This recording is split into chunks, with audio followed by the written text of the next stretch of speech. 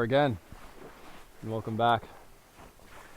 So, I must say, through my outdoor journey, learning about all the equipment, learning how my body, my clothing, and nature all interact, and how maintaining a balance between all three elements really does dictate my comfort, at least, in the outdoors. One thing that I've always never felt really comfortable with was mid layers. And a mid layer, just like a midfielder in a football team or soccer team, is such a crucial aspect of our clothing system. It's one that I'm feeling comfortable with. It's one that I've actually feel like I've found some really compelling, super high performing, market leading mid layers that I truly love. And well, if you have the time and the interest, I'd love to share them with you. So get comfortable, put on a brew. You're now entering deep theta.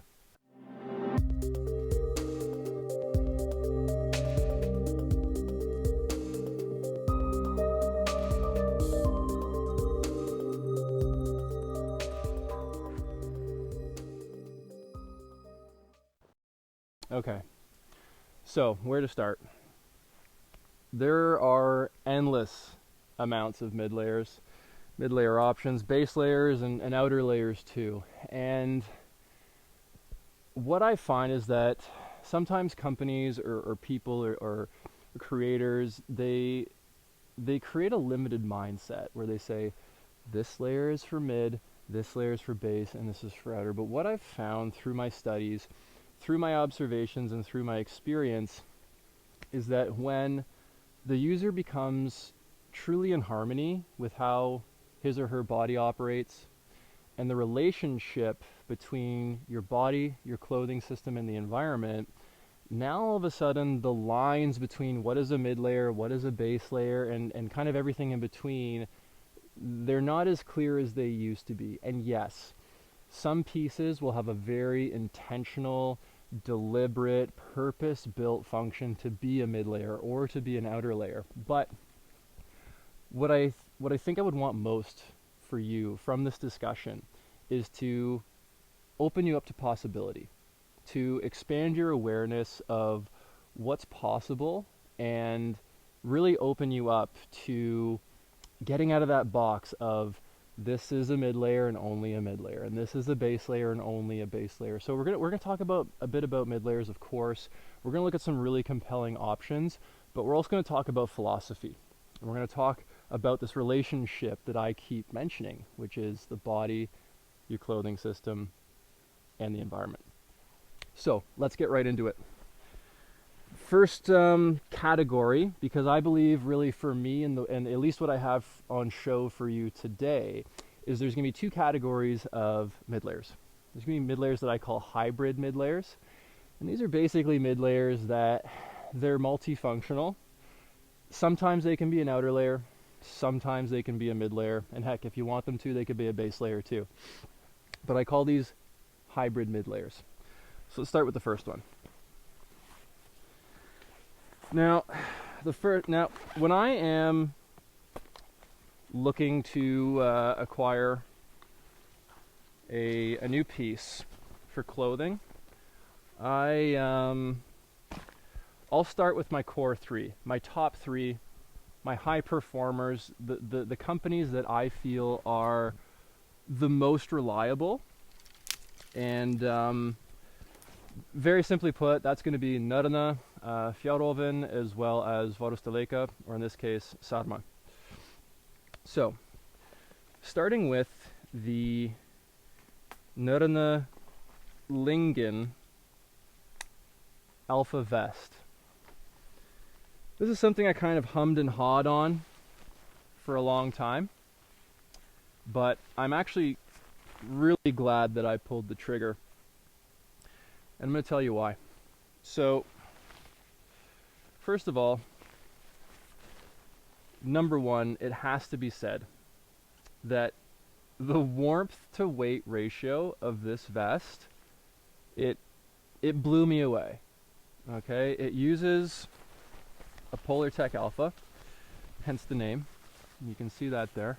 It's a very delicate material, and it almost has a, dare I say, guilloche quality to it. But you can see there, that's Polartec Alpha, and that this is the Lyngen model, of course. And you can just see by the dynamics of it, this is a size large. It's so small. It's so small, and it packs down so tight. That could fit into a cargo pocket without question. Okay? Now, I was completely surprised when I put this on for the first time. Why? Because it delivers instant warmth. It almost it defies logic. It really defies logic. How can something this, I'm not going to use the word flimsy, but so delicate and lightweight and compressible deliver such an enormous amount of warmth? Now, it needs to be said, the intention for this piece is, I believe, as more of an outer layer.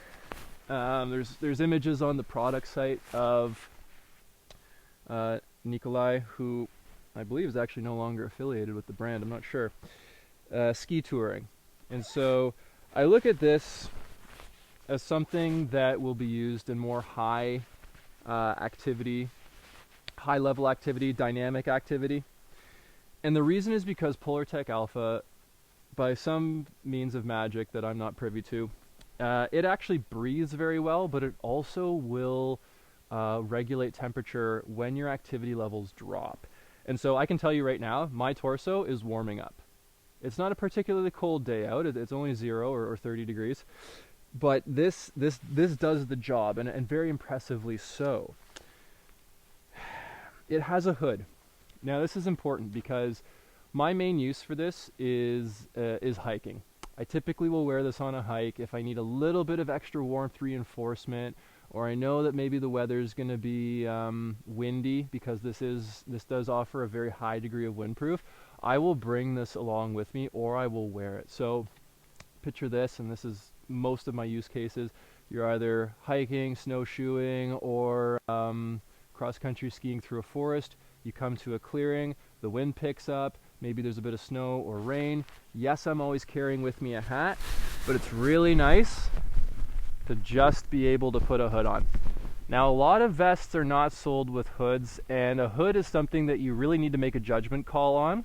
The reason that this vest is really suitable for a hood as a mid-layer is because, just like the rest of the piece, the hood is very compact. And I find that when you have a really bulky hood, it doesn't agree with the above and below layer. So with me, I find no problems with this. It kind of nests into my outer layer hood, and I barely feel that it's there, to be completely honest with you. I love that the chin, or the neck, is very high, so that gives me some really good wind protection. It's not a closed environment, of course, because there's no neck regulator, so I can't cinch this up real good. But if I have blowing wind coming at me, my neck is pretty well protected. There's also a pocket here. Personally, I don't really use these. You're going to hear a snow machine in the back because I'm just off a trail. But I think that you can just see how it's been crafted, and it's very purpose-built, and I think it does this very well, even to the small details through a soft fabric underneath the arms. You can see that changes as we go above the chest line there, and it's simple, but it works. There's also hand warmer pockets. Okay, these do come in handy as well. As I always say for hoods, you need some kind of regulation, and this has it. Okay, so we have a hood regulator there. Now all of a sudden, my dynamic activity is tracked with the hood. My head doesn't travel separately from the hood, which happens when you don't have this level of control. So I'm very grateful for that. And I find that this just works. Again, it delivers incredible warmth for its weight. This is a size large. I think this is in and around the 220 gram mark. That's unheard of as far as I'm concerned. I was skeptical because I see a lot of reviews, they're driven by emotion, like, oh, I'm new to the brand and Norrøna's the best and they're Scandinavian, Norwegian, and all this type of thing. And as we say from my part of the earth, I take that with a grain of salt. And so there were a lot of those types of reviews, but objectively, the figures looked really good. I was willing to take a risk, and I'm glad I did, because this is a super versatile piece. I don't even necessarily have to be carrying a backpack to bring this along with me on a trip. I'm super pleased with it. It blew by my expectations. I would say that the looks had something to do with it. I could have purchased it on sale and read from the outlet, but ultimately the standard that I set for myself is I have to love the way that these things look. At the end of the day, it's never going to be a make or break or whether I buy something, but in this case, I went for the full price, got it in blue, and I'm glad that I did. However, that said, I never wear this in an urban or casual setting. It's a little bit too technical for that. I just don't. I mean, if I'm caught off guard coming back from a mountain or something, then that's how it goes. But okay, what could be improved? Well, I should have probably started with this, but I'll introduce it now. We'll start with body. So the body that I'm occupying this time on Earth, at least, I would describe as having XL shoulders, medium chest, and honestly small medium waist. And so what that means is, especially with long arms and long legs, there's always going to be some type of compromise that I have to make with the way that clothing fits, and 9 times out of 10 I have to optimize toward shoulder fit, because if something's too tight in the shoulders, it means I can't be very dynamic. I definitely can't sleep in it. So almost every time I have too much material around the torso. The one thing that this is actually missing, and you can see here, is it is actually missing a torso hem, meaning it cannot be adjusted, and I'm just making sure that's the case here. Yeah, that can't be adjusted. Now, I thought maybe it could because I saw that type of sew line there, but that's not the case. Not a deal breaker, of course, but if that's something that is a deal breaker for you, you may want to look elsewhere. However, I don't think there's any other options on the market that offer similar performance. So I think as far as material goes, what do we have for the exterior? Well, I'll come up and show you at the very least. But the yeah, we have recycled polyamide on the exterior, and then polyester, 78% polyester for the lining, 22% non-recycled. So that, of course, is going to reference the exterior here, and so I'll bring you a close-up so you can see, just so you can see the material. I don't know these types of material in depth to really give you too much of an analysis. The hood does have a soft brim. You can see that profile there. That actually does help. I haven't noticed it up until now, but now that it's there, I'm certainly glad it's around. You can see the construction of the neck area, the zipper. This being a mid layer, this being something that is not really, I think, a aggressive weather-facing layer. You know, this is a bit of a weak zipper. I've had problems with this specific zipper from Norrøna before. They've replaced it, of course, but hey, for 200 grams, I think that's to be expected, and I wouldn't look at that as a criticism so much as I would look at it as a consideration. So that's a close-up of the face fabric. Again, that's what your inner fabric's going to look like. It's very interesting, this technology. It's very interesting, and it works a real treat, I must say. So that's the Lyngen Alpha vest. It's worth every penny. It's something that I will get a lot of use of, honestly, almost year-round. And I do highly recommend it if it's something that you have your eye on. Okay, next. We have the Norrøna Finnskogen Warm number 2. Okay, I'm pretty certain that's what it is. In any case, this is part of their hunting collection.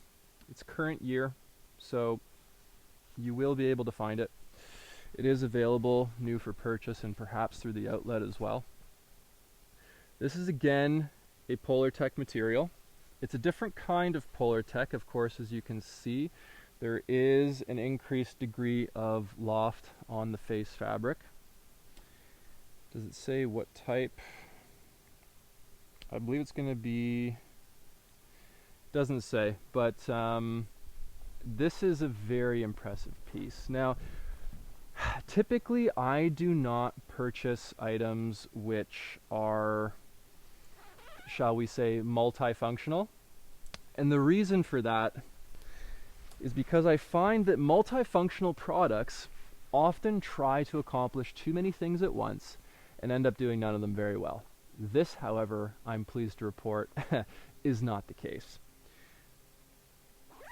I was a little bit bold with this because I wanted a mid-layer that was truly versatile.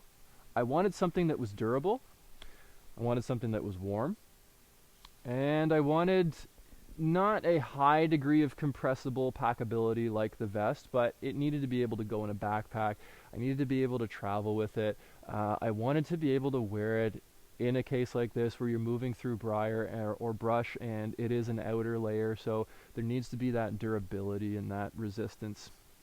And so I really looked around, and as I said, I start my search every time, at least at the time of publication for this video. That is Norrøna, Fjallraven, and Varusteleka. Every time without exception. And here's the thing about my brand loyalty. I am loyal to these three because I believe they're market leading. I agree with the purpose. I agree with the vision of the companies. And I really respect what they're trying to do in the industry. So they create amazing products. They are amazing companies. If you don't know about them, if you haven't shopped with them before, or if you have like maybe a low awareness, I would very highly recommend that you go and explore their assortments.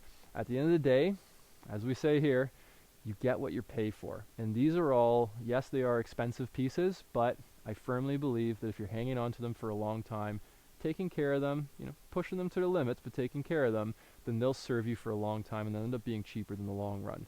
As I've stated many times before, and probably any time that we're talking, I'm going to be talking about the value, the long-term value of good quality, long-term investments like this. So back to the top. As you can see, we have reinforced shoulders, elbows rather.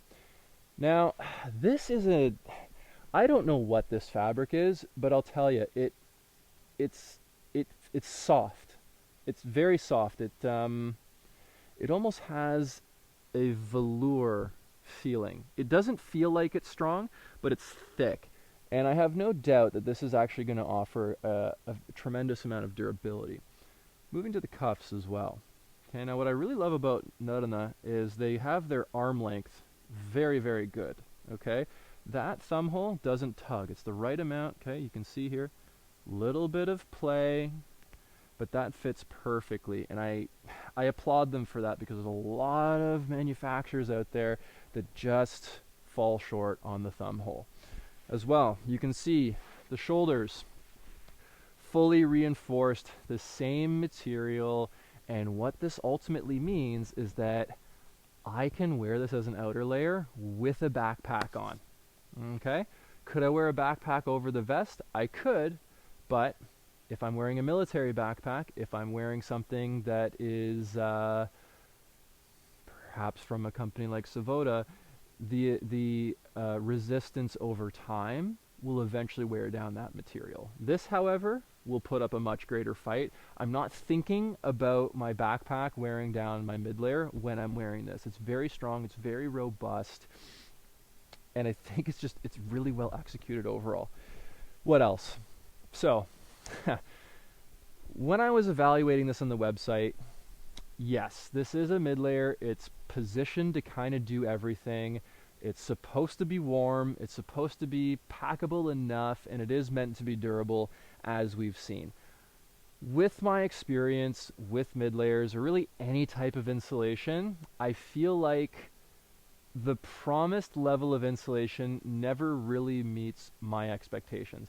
And that's a whole other conversation, because when we are evaluating insulation, we need to be absolutely certain that we're managing all the other factors for heat loss, heat energy loss when we're in the environment. Now, I can tell you right now, I would be warmer if I was standing on something that mitigated my conductive heat loss through my feet.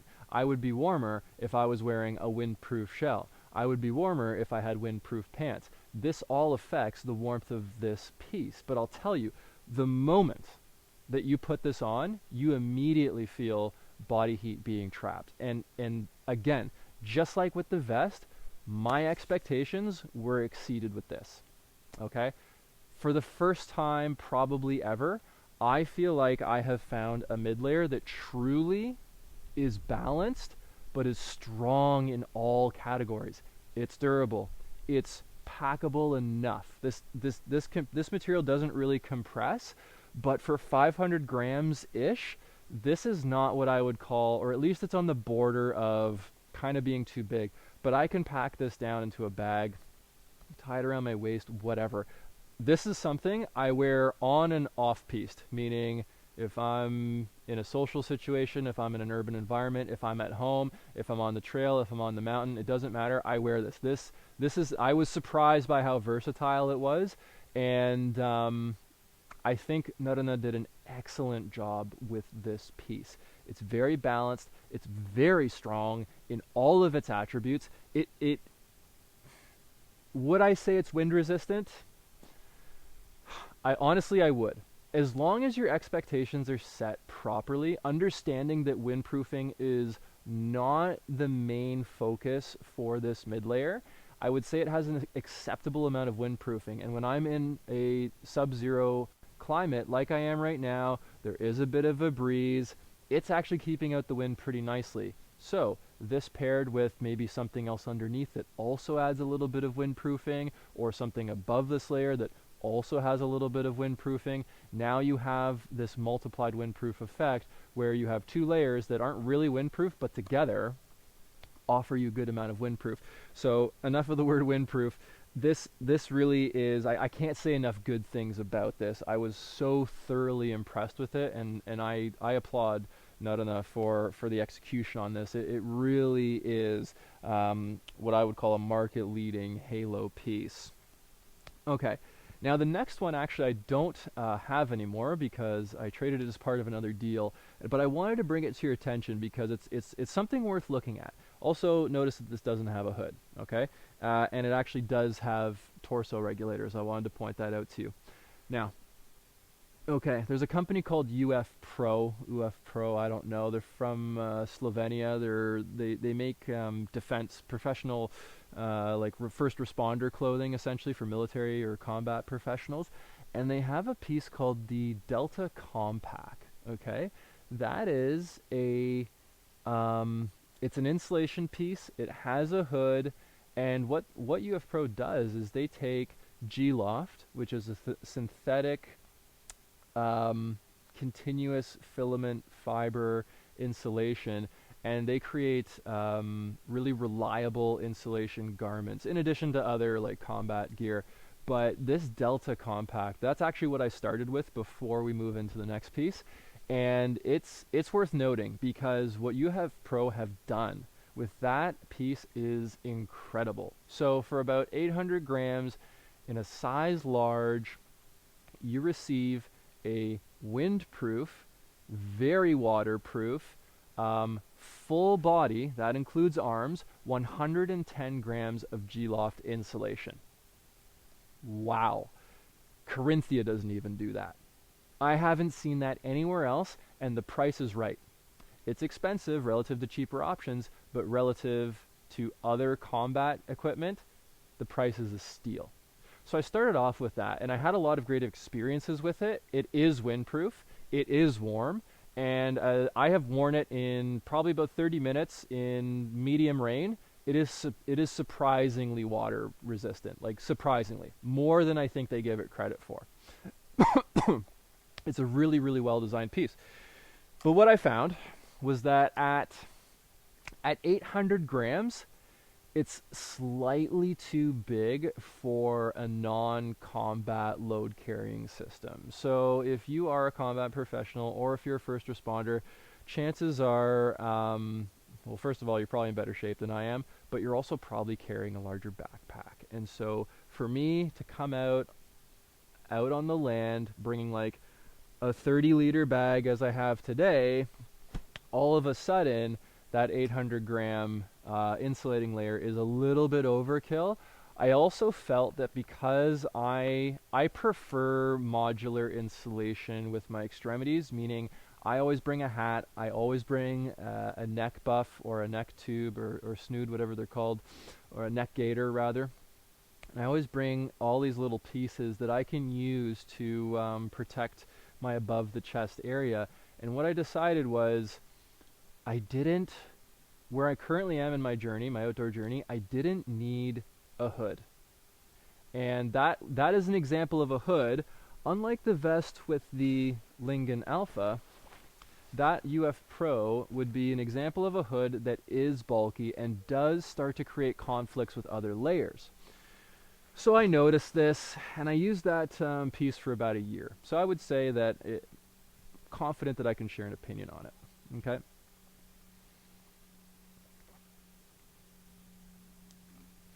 And so what I decided was that I'm looking for something that's more purpose-built, that's more focused with its performance as a mid-layer.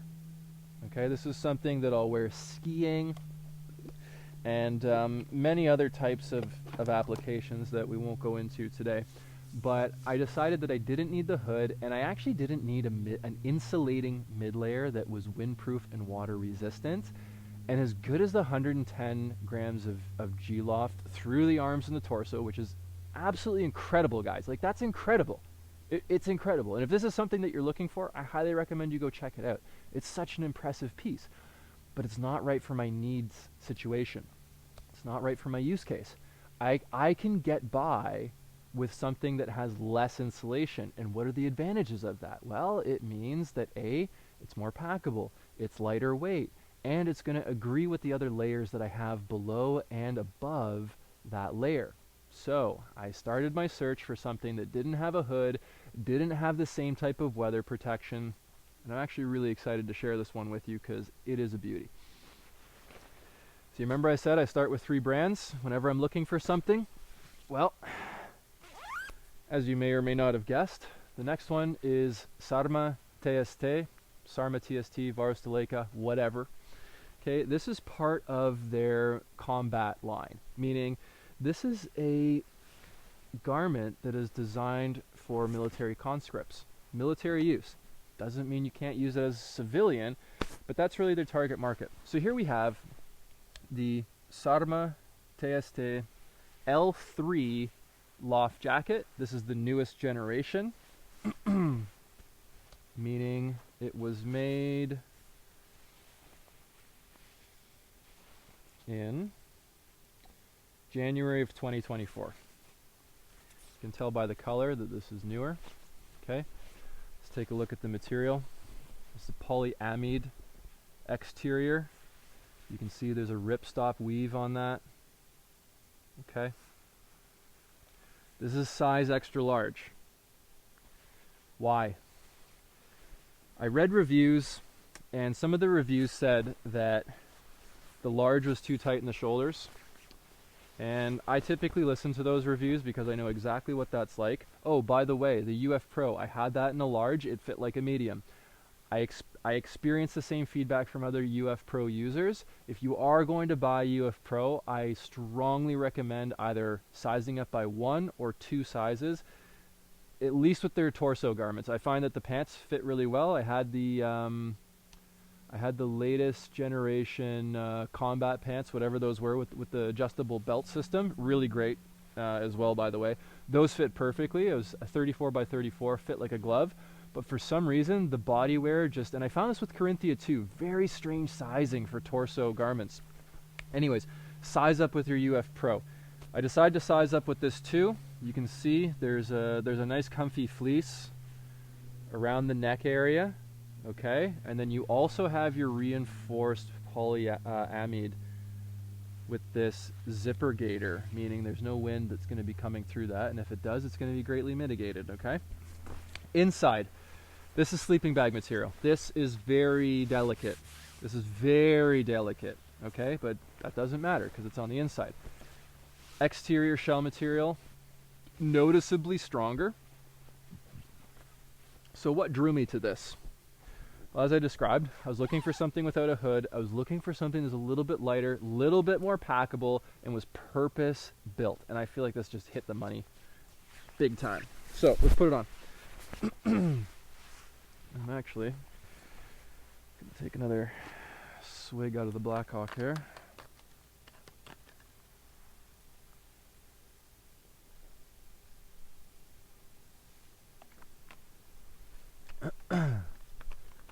Beautiful. God has blessed us with another beautiful day here. I'm in the Highlands, and I was hoping to take you guys actually to a trail that was been cut straight through the rock, but we've had a tremendous amount of snow this season. Unbelievable. And so most of the trails are inaccessible. I probably should have brought snowshoes today, but that's okay. So anyways, here we have the XL in the L3 jacket. Now, as I've said before, I always have to optimize before larger shoulders, and I can tell you right now, if you have larger shoulders like I do, the XL is the size that you need, but even I can feel a little bit of tightness. You know, it's worse than other jackets. You know what? Tightness is fine. I'm not going to say anything about that. So I made the right call, because if I can tell you right now, any tighter than this, yeah, you can see right there, my shoulders are beyond the seam here. And that's actually how you can evaluate whether your shoulders are too big. So if your shoulders kind of poke beyond this the shoulder box, if your garment has one, then that's how you know your shoulders are too big. In any case, the shoulders fit just fine for the record. But if I went down to a large, it would be too small. It would fit better through the body. Okay, I can tell you that for sure, because as you can see, there's a good amount of excess material here, but it's not that big of a deal, and I'm going to tell you why. Okay, we have double torso regulators here. Now, something to point out, and the Norrøna Finnskogen also had this really great feature I'm seeing popping up now, is the regulator is actually sewn in place, so that can't get snagged on anything else and just rip out. Any force that is applied to this toggle, which could potentially compromise the piece, is actually mitigated through that reinforcement line. Really smart upgrade there. So anyways, we have two of these, and so I can really cinch this up. I'm not going to do it right now. Pardon me. So I can cinch this up from the bottom. I can close up the system from the bottom, so I'm not losing any air out of the lower torso area. Moving up, I have a little pocket here. This is going to be great for your electronics. It's possible this jacket actually can be packed into that. I'm not sure, but we'll look at compressibility in a moment. There are no hand warmer pockets, no problem. I don't need them. I don't want them. There's no hood, same thing. I don't want it. This is a strong enough material for what this piece is intended to be used for. This is intended to be put over your field uniform in passive or static situations, meaning you are not moving. Or if you're like me, this of course is an insulated shell. I would typically put this underneath a non-insulated shell, but this is how I typically use this type of layer. I'll have a non-insulated shell, I'll put it right on top of my insulation. This is my main insulation. This is why I can use non-insulated shells. And if it's a really cold day, I'll use both of these, no problem, okay? That's gonna be cold on the hike out. In any case, another really impressive feature about this, which for me was the game changer, because with like a 15.5 neck, 16 kind of, closer to 15.5, I usually find that anything that's XL on the shoulders also has like an XL, like a 16-inch plus neck, which doesn't work for me. So these guys thought of that, and they know that, of course, because of thermodynamics, the hot air rises. This is going to be your main point of heat loss, okay? Varstaleka thought of this. Of course they did. They're experts. What do we have at the back? We have a neck regulator. So now that is a closed system. That's a closed system, all right? There's no heat that is going to escape out of that, and I can regulate that based on the amount of layers that I'm wearing underneath. Okay, now at full open, you can see there's quite a bit of extra room. This is really comfortable. This fleece is really comfortable. It's very plush, very soft. You also have your zipper gaiter in the back there. The one thing, the one compromise I've had to make as a result of going XL is there is a little bit of extra space in the wrist cuff. Now at 17.5 centimeters, my wrists are probably not what I would describe as XL, but this is okay when I'm wearing other layers. And like I said, I'm almost, not even 9 times out of 10, 10 times out of 10, I'm wearing a shell on top of this. With my shell, I'll just close up the wrist, and now all of a sudden you have a fully sealed system. And again, I also have the L3 pants. I wear both when I'm out skiing. And I'll tell you, these are one of those pieces where, although you look at the climate that uses Climate Shield, it's probably just as good as G-Loft. Who really knows? Who really cares? The best way for you to know is just to try this stuff out yourself. This is one of those pieces where you put it on and you instantly feel the warmth. Okay.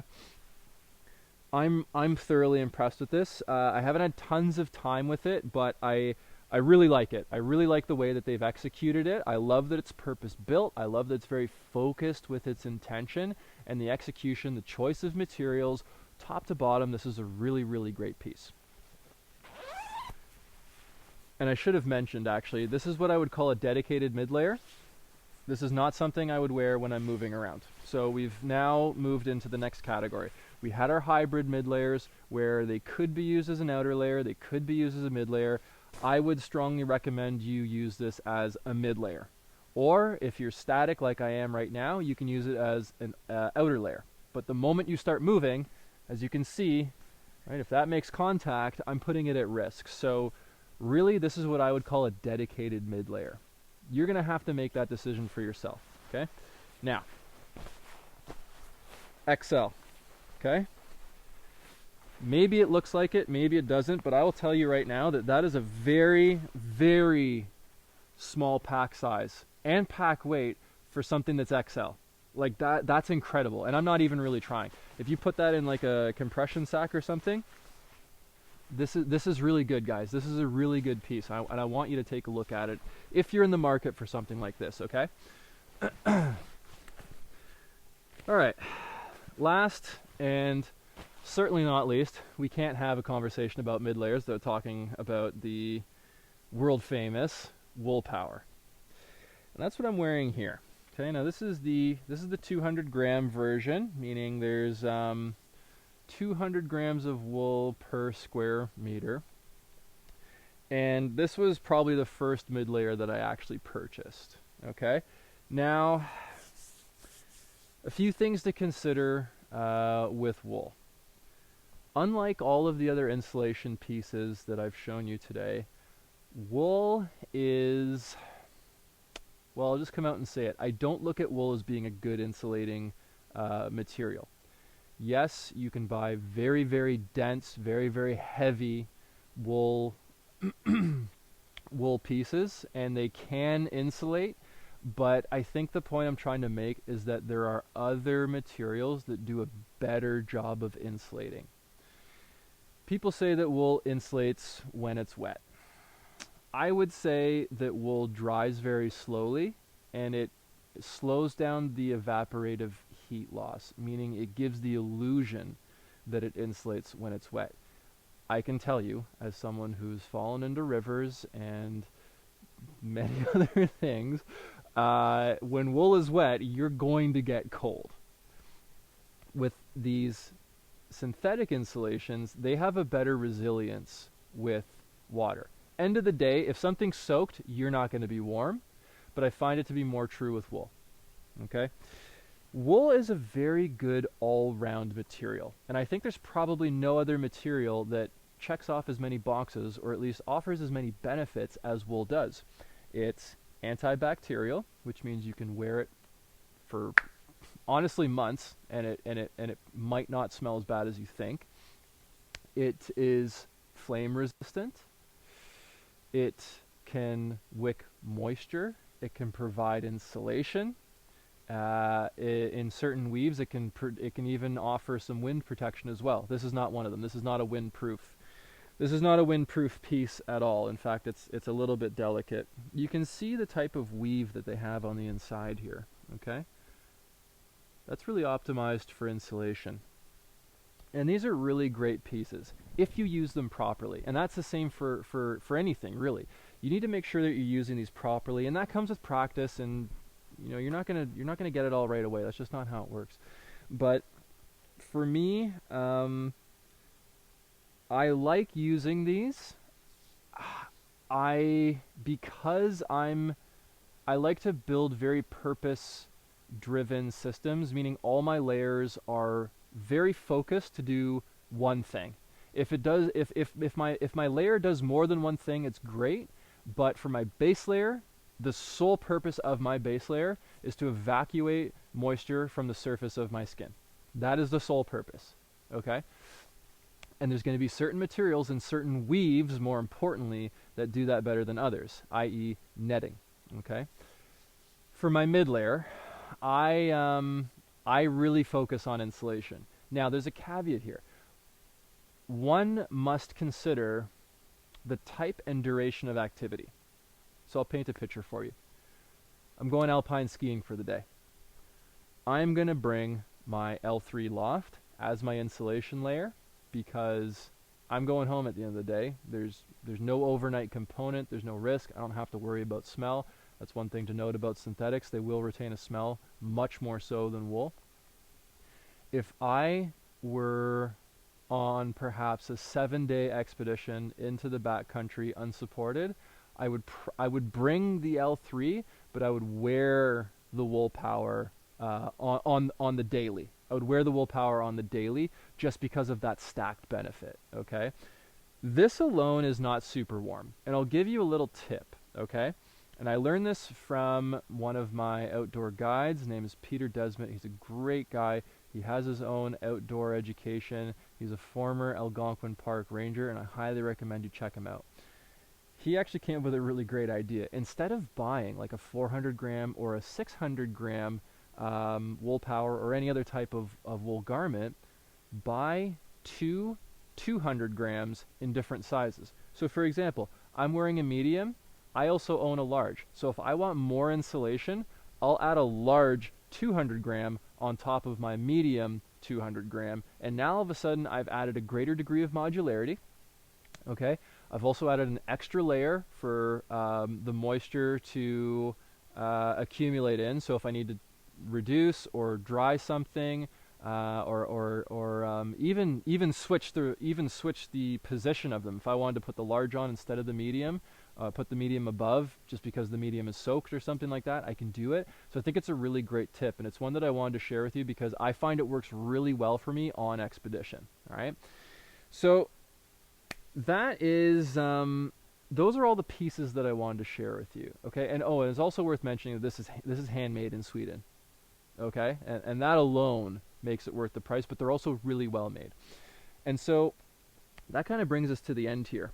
Now, we've looked at some really incredible pieces. Like, honestly, these are all, for me, these are long-term holds. And I've gone through a lot of different layers, meaning I've tested a lot, I've worn a lot, and I've just, I just have felt for the longest time that I couldn't find something that works right for me. But these, I'm not going to be changing these for a long time because they just work so well in so many different situations.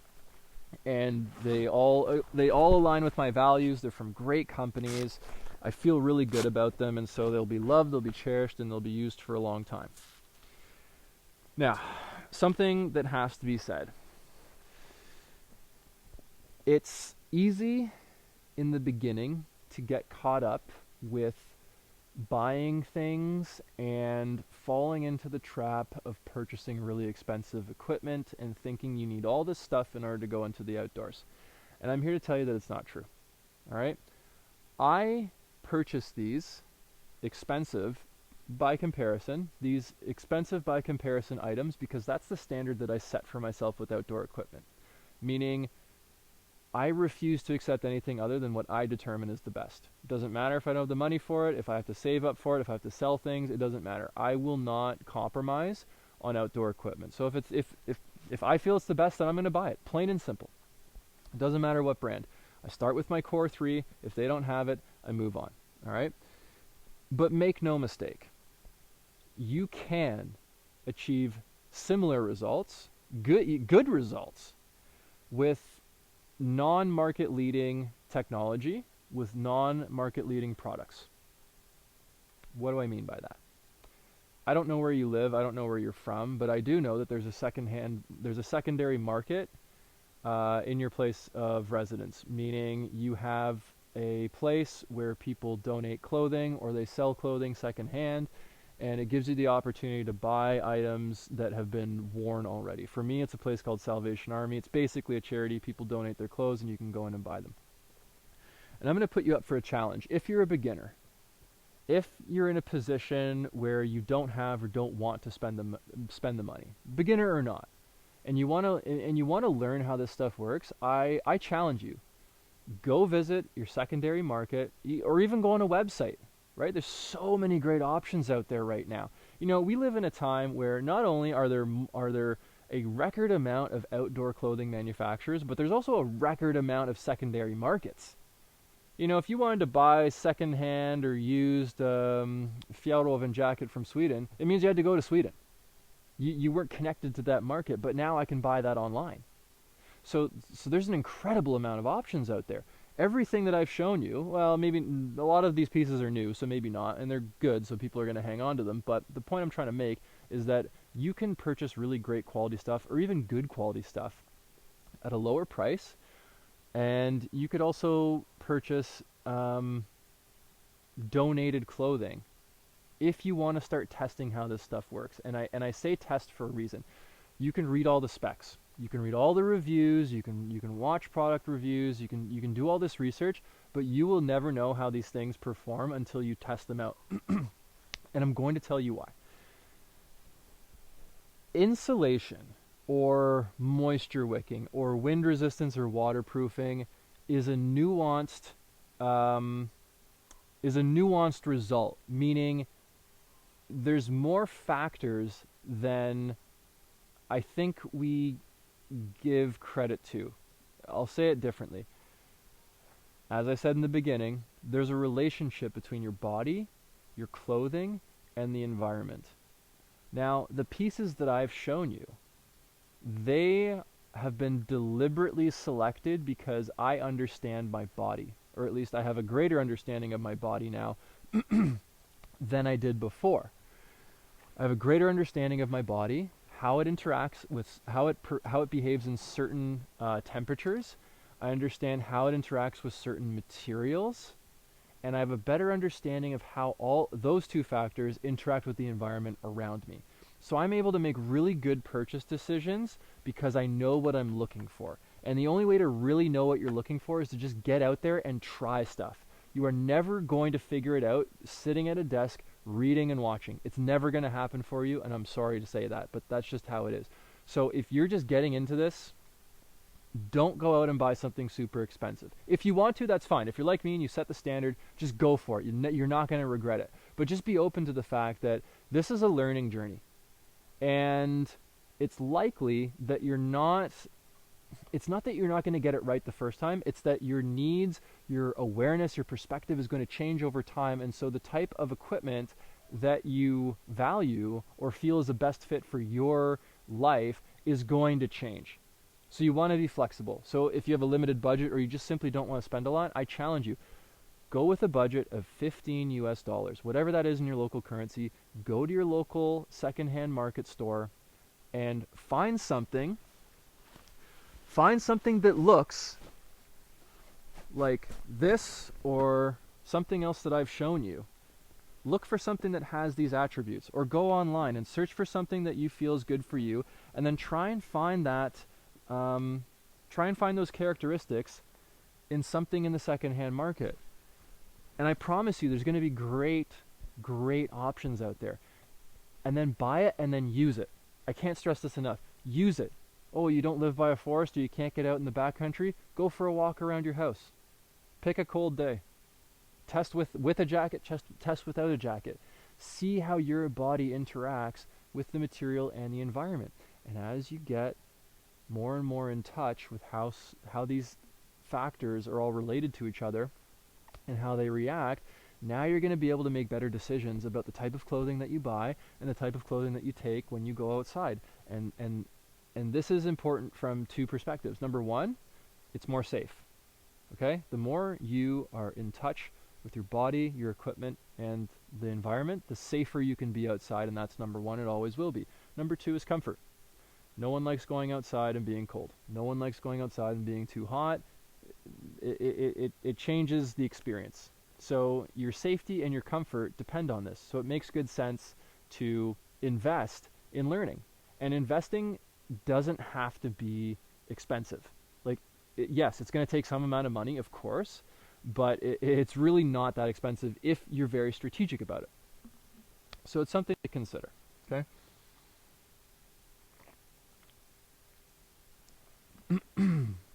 Where do you, pardon me, where do you start with your research on your body? So a topic that really, a concept that really improved my awareness was something that was introduced to me by Evan Hill from Hill People Gear. And he has an amazing series called Longhouse, where he shares these insights of being in the backcountry, and I highly, highly recommend you watch it, because he has these cold weather layering videos, and he introduces the topic of surface area to volume ratio. This is an incredibly important concept to understand as you evaluate how your body interacts with clothing and the environment. Okay? Surface area to volume ratio simply is describing the relationship between the volume of your body, meaning your weight, as well as your surface area, meaning how long are your limbs and your torso. Okay? Now, people with a higher surface area to volume ratio, I mean, there's a greater difference in that ratio between the surface area of your body and the type of and the amount of weight that you have. These people typically are better at releasing heat. Okay? People with lower surface area to volume ratios are typically more challenged with releasing heat. These people typically overheat quicker. Okay? Now, for a situation like I'm in today, where I'm static, it's sub-zero, it would be more advantageous to have a lower surface area to volume ratio because your body retains heat better. But for someone like me who is all around the world in different climates all the time, what I've come to realize is that there's no best body type. It actually just comes down to circumstance, and the circumstances are always changing. The environment's always changing. The clothing that you have is always changing. And so what actually becomes the most important thing is your awareness of these factors and your management of them. You see, someone with a higher surface area to volume ratio, like my current body, sure, it will get cold a little bit faster, but because I understand layering, because I understand my body, because I'm more aware of the environment, I plan for it. I carry something extra. I know how to manage it. If you have a lower surface area to volume ratio, if you're heavier, if you retain heat better, but you make poor decisions, you're going to freeze to death. So if you're in a position where you're feeling overwhelmed by the amount of choice, by not knowing what to buy, I would say start small.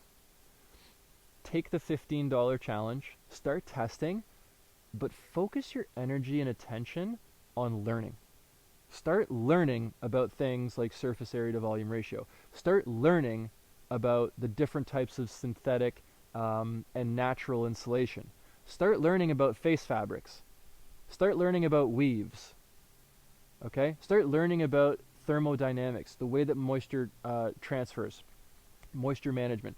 Start learning about these things, because once you understand these relationships, once you understand how these fabrics work, you're just going to know intuitively what is best for you. And I'll tell you, when you have a truer understanding of what is most suitable for you and the type of activities that you typically engage, your options all of a sudden become very narrow. Okay, there's usually not a lot of options when you have a more strict criteria. The problem right now for people who feel overwhelmed is they don't have a strict criteria because they don't know what they're looking for. I want you to get in touch with what you're looking for. And once you know what you're looking for, the options will just start to appear, and you'll be able to make more strategic decisions.